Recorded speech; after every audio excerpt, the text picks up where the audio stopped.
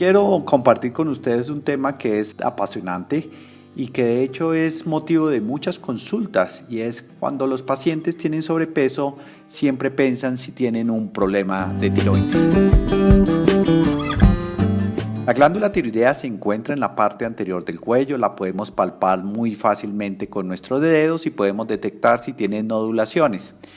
Una de las funciones de la glándula tiroidea es producir la hormona tiroidea, que por excelencia se llama tiroxina o la T4, que es la que se produce en mayor proporción, aunque también tenemos la triiodotironina o T3. Esta última no es tan importante y por lo tanto la voy a omitir un poco. La tiroxina o T4 se encuentra en forma total o libre, es decir, va unida a una proteína en la sangre o puede estar completamente libre. Nosotros podemos medir cualquiera de las dos hormonas, T4 total o T4 libre. Cuando se encuentra baja los niveles a nivel sanguíneo es lo que nosotros llamamos hipotiroidismo, baja producción de hormona tiroidea. Y esto contrasta un poquito cuando hay exceso de hormona T4, que es lo que conocemos como el hipertiroidismo. Como esta hormona tiroidea es regulada por otra hormona que se produce en la hipófisis, el hipotiroidismo se asocia a una elevación de la TSH. Seguramente les ha sonado que les solicitan este examen para detectar enfermedad tiroidea, y en el caso del hipertiroidismo la TSH está disminuida. En resumen, un hipotiroidismo cursa con una T4 baja y una TSH elevada. Cuando esto es así, y en los dos exámenes de laboratorio, es lo que nosotros conocemos como el hipotiroidismo clínico. Pero también podemos tener un hipotiroidismo en el cual solamente está elevada la TSH y los niveles de T4 están normales. Esto es lo que nosotros llamamos hipotiroidismo subclínico. La mayoría de los hipotiroidismos son subclínicos, 95% de los casos, y el resto de hipotiroidismos, alrededor del 5%, pueden ser clínicos. Por supuesto, cuando tenemos un hipotiroidismo clínico es mandatorio el tratamiento, y cuando tenemos un hipotiroidismo subclínico ocasionalmente está indicado el tratamiento. ¿Cuál es el problema?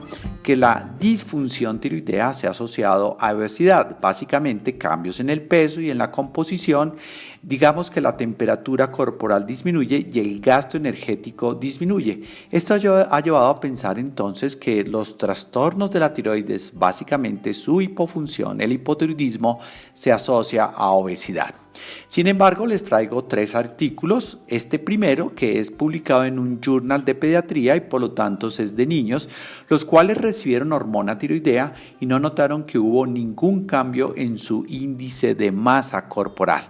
Por eso me permito leer las conclusiones de estos autores, que dice que nuestros datos son consistentes con informes anteriores en adultos y no respaldan la noción de hipotiroidismo como causa de obesidad. Por lo tanto, creemos que los profesionales deben ser cautelosos en sus expectativas de pérdida de peso después del tratamiento en niños diagnosticados con hipotiroidismo. Pero, ¿qué pasa en las poblaciones más ancianas? Esto es un estudio en pacientes de mayores de 65 años. Ustedes ven, es una publicación del 2014 en una revista muy prestigiosa, y me permito también leer las conclusiones.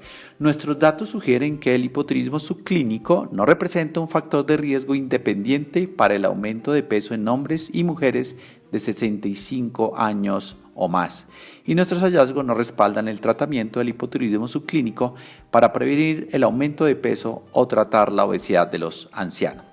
Pero seguramente la mayoría ni son niños ni serán mayores de 65 años, por eso traigo este otro artículo publicado en el 2011, bien interesante porque eran pacientes con una edad promedio de 55 años, pero que tenían un hipotiroidismo muy severo.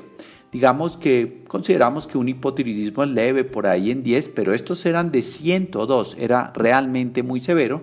Estos pacientes se les dio hormona tiroidea y lograron una pérdida de peso desde 83.7 kilogramos a 79.4 kilogramos, una pérdida de 4.3 kilos. Pero ¿saben qué es lo interesante? En este estudio ellos notaron que la mayor pérdida de peso era debida al agua que se acumulaba en un tejido que se llama tejido mixematoso que normalmente se acumula en pacientes con hipotiroidismo severo. De tal manera que la pérdida de peso no fue debido a una pérdida de grasa. Esto se pudo hacer gracias a que ellos hacían bioimpedanciometrías o medían la cantidad de grasa a través de densitómetros que tienen la capacidad de medir la cantidad de grasa que hay en nuestro cuerpo.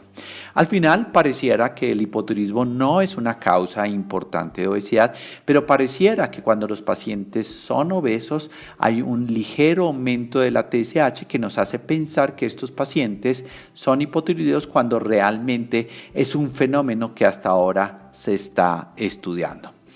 ¿Qué les puedo decir yo al final? Cuando uno de mis pacientes me dice que tengo sobrepeso y me pregunta si será la tiroides, yo les digo, yo creo que es más bien la tragoides. Debemos siempre pensar que nuestra causa de sobrepeso son malos hábitos alimentarios y obviamente también malos hábitos de ejercicio. Y por lo tanto, el hipotiroidismo debe pasar a un plano secundario cuando estamos estudiando la obesidad.